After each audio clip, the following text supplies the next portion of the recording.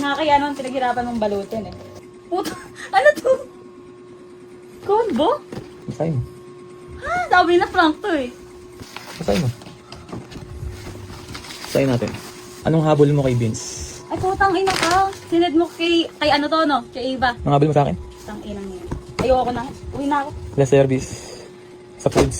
O hindi, sinabi ko yun sa kanya. Kasi ayoko ng issue. Meron pa. Wala na, okay na. Alam, feeling ko yan na yun eh. Ay no. Nung Saturday pa lang. Nung bago pa kayo mag-swimming ng boyfriend mo. Sabi na eh. Diba? Ayun. Wala na, ayoko na. Date araw-araw sa BF. Ayoko na. Tahimik ka ngayon. Alam ko ng ganyan yan, nararamdaman ko na yun.